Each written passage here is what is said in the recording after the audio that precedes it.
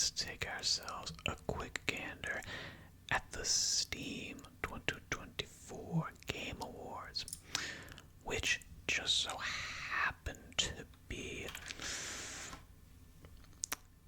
voting on during the Steam Winter Sale. I wonder why. Could they be trying to drive sales by having Steam Awards at the same time? No, never. Anyway, so first category, Game of the Year. We've got Space Marine 2, Warhammer 40k, Black Myth, Wukong, Stalker 2, Heart of Chernobyl, Balatro. Everybody's saying so many things about this Balatro game. I like Balatro. I don't know if it's Game of the Year. And then Helldivers 2. Now I will say Helldivers 2, Balatro, and, well, I suppose really it's just a Space Marine Stalker and Helldivers 2. It seems to be the main thing driving the Game of the Year. Nominations for that are the multiplayer experience. Stalker 2, I know Stalker 2 has a campaign, has a story that I'm actually very interested in. I haven't played, but I'm interested in. Helldivers 2, no campaign, far as I can tell. Space Marine 2 has a campaign, but the majority of people that are playing it now and, have it in their heads are thinking it's great because of the multiplayer. For me, I think the only two real contenders here are Space Marine 2 and Black Myth Wukong. It's almost certainly going to be Black Myth Wukong. I haven't played it, so I can't vote for it in good conscience. But my guess is Black Myth Wukong for sure takes the cake. Balatro might. As an odd upset, it's entirely possible. I would also not be surprised if Balatro took it. VR Game of the Year. Now this one, obviously, I don't have VR. VR is too expensive. I don't have the room for it. I don't have a room for it. And I don't really see a lot of games in the VR space that I want to play. The only exception being Half-Life. The Half-Life game, because, come on, any new Half-Life game is just, it's going to be good. There's no way it's not going to be good. Plus, it's a new Half-Life game. So, Blade and Sorcery. Very cool looking. I should just kind of go through these though. Davigo. This looks interesting, although not super VR-y, I'll be honest. Five Nights at Freddy. This does seem to be probably the best use of VR for me. Metro Awakening.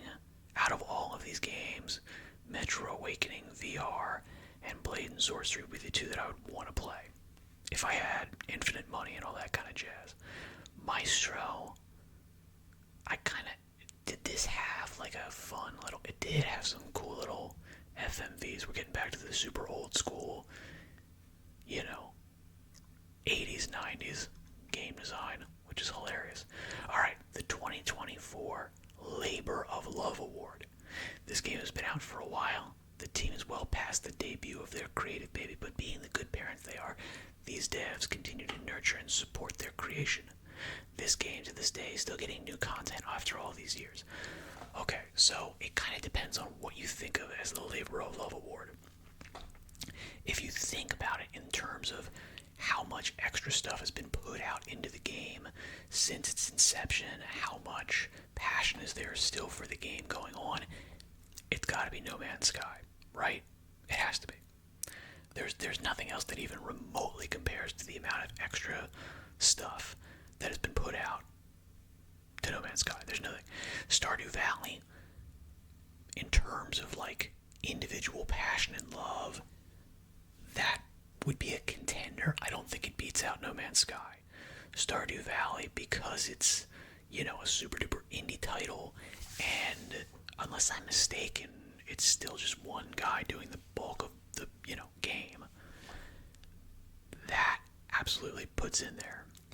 Baldur's Gate 3, in terms of initial, if we're talking talking about labor of love, the thing that has put the most passion into it in and of itself, I would say Baldur's Gate 3 wins that labor of love award. You know, like that is something that you can clearly tell the developers' passion and love, and you know, just like intense respect for the game, the series, the source material, everything like that. That's in there. That being said, they're not putting more stuff out. They're doing patches, and they did an enormous amount of patches that, you know, responded to the community and all that kind of stuff. But they're not going to do DLC. They're not going to do big expansions or any of these types of things because they don't really feel that same type of passion for it. Elden Ring, again, this is basically just because of Shadow of the Erdtree. I don't think having one big, giant, large DLC expansion pack compares to the, you know, multi-year epoch epic of No Man's Sky new stuff. Dota 2, I got no idea. I have no idea. Maybe there's new stuff in there. There's no way it's as much as No Man's Sky. So depending on how you determine labor of love, if you just look at the title, I would say Baldur's Gate 3. That is the one that seems to me a labor of love. If we're talking about they put out so much stuff after they initially released, it's No Man's Sky. Best Game on Steam Deck award. Now, is this a game that's just good on Steam Deck? Is this, you know, the thing that's most applicable to this system? Or just the best game that's out on the thing? I don't know. If that's the case, I would have to probably go the best game up here on Steam Deck. It's probably going to be Balatro. My guess is it's going to be Balatro. That seems to be the thing that you would play the most in some sort of, like, you know, mobile setting. Hades 2 is in early access. It's not even released yet. I cannot abide anything early access winning any of these awards. It's insane. Okay, so that pretty much for me, it's got to be Balatro. I don't have a Steam Deck, so I don't know if it actually plays well on it, but Balatro seems to be the thing that would be most applicable to a Steam Deck award. Now, Better with Friends award. There are some games out there that just aren't the same when you play by yourself.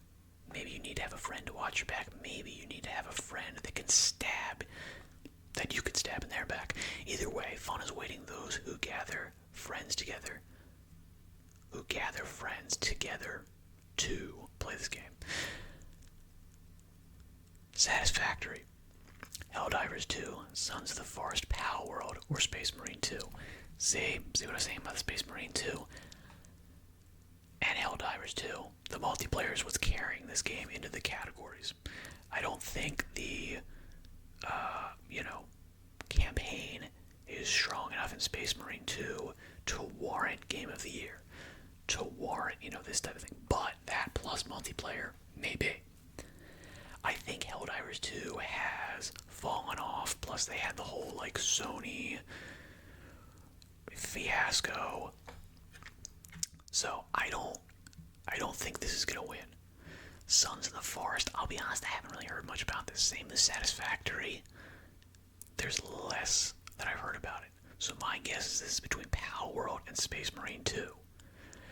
If I had to guess, I would say Pal World. I would say Pal World is probably the thing that's going to actually win this in terms of, fun with friends.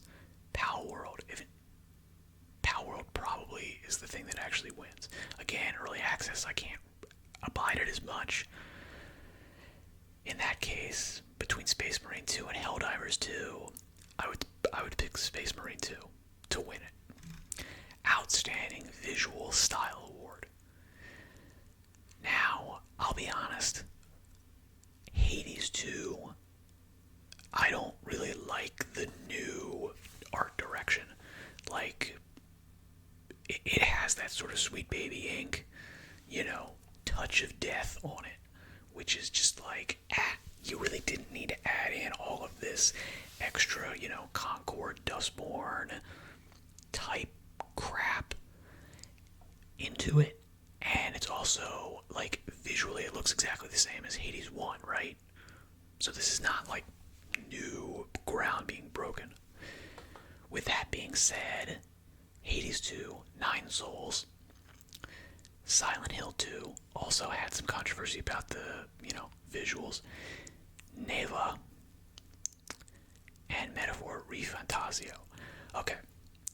To be honest, for me, I think the two contenders here are Metaphor ReFantazio and Nine Souls. If I had to pick my winner, it would be Metaphor. While this is not necessarily the most polished, like in-game it doesn't look the best, it's the most interesting, it's the most novel, it's definitely the most different, and I think it's like the one that probably took the most work. So I like that.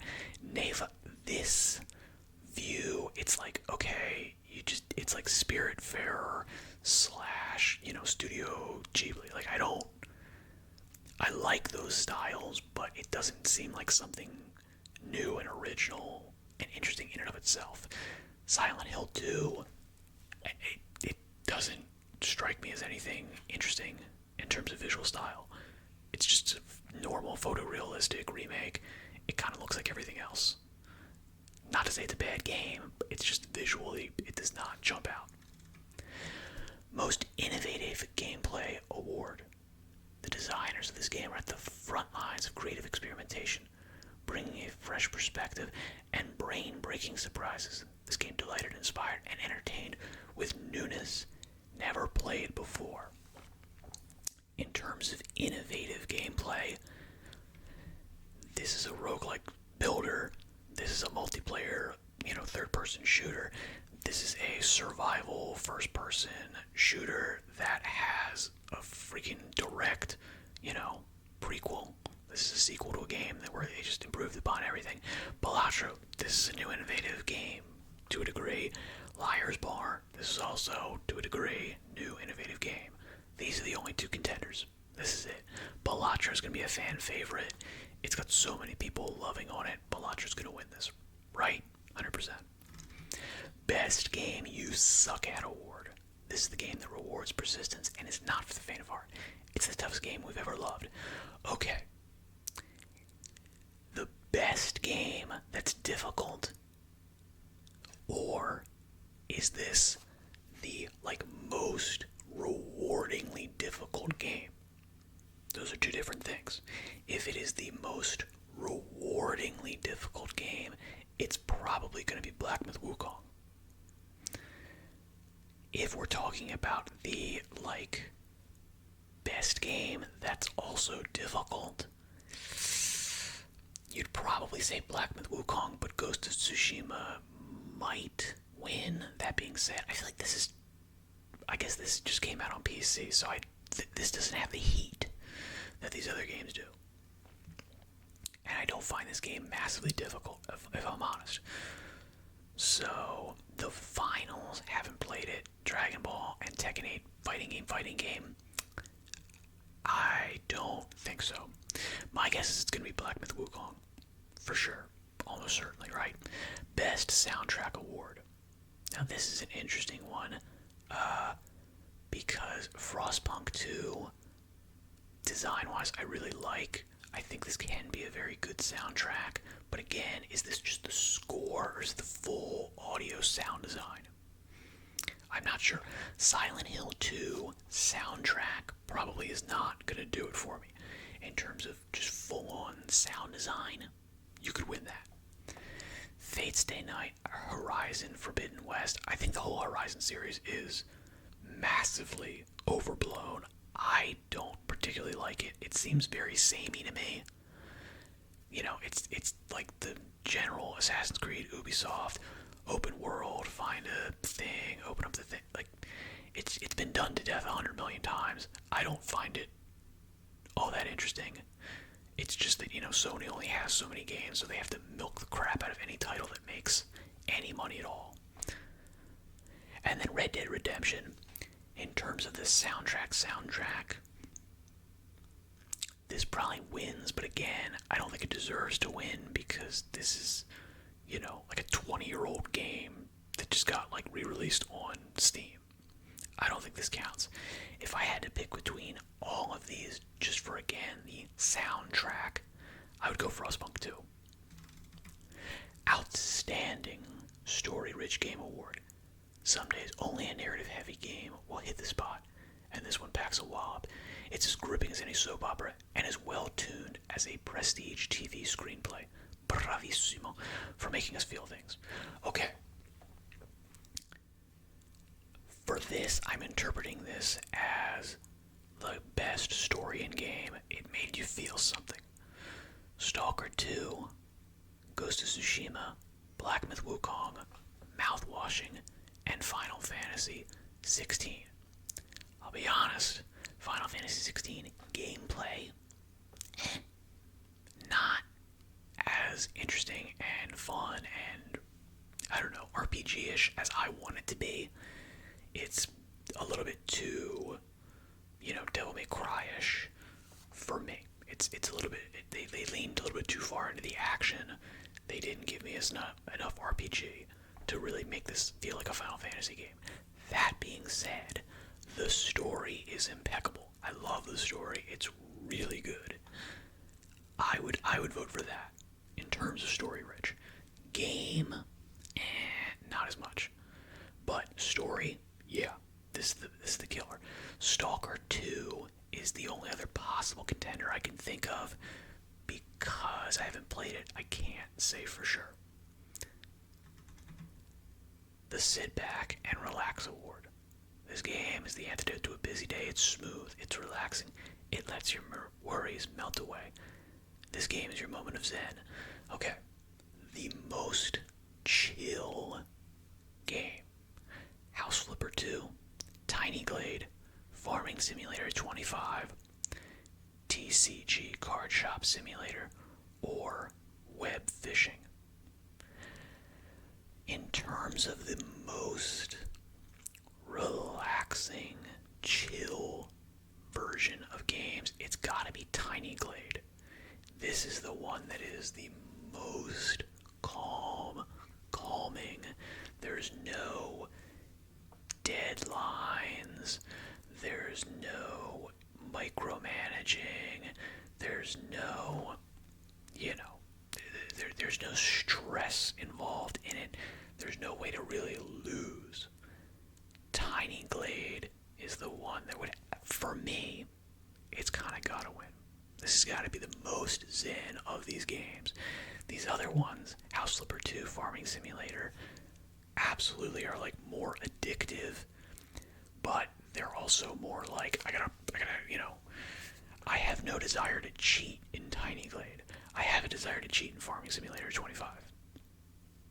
I do, absolutely. It might be slightly more relaxing when you watch your crops being harvested. It's more satisfying, but it's not as relaxing. Alright, well, let me know what you think. Good luck in all your endeavors. Thank you very much for your time and attention, and I shall say farewell for now.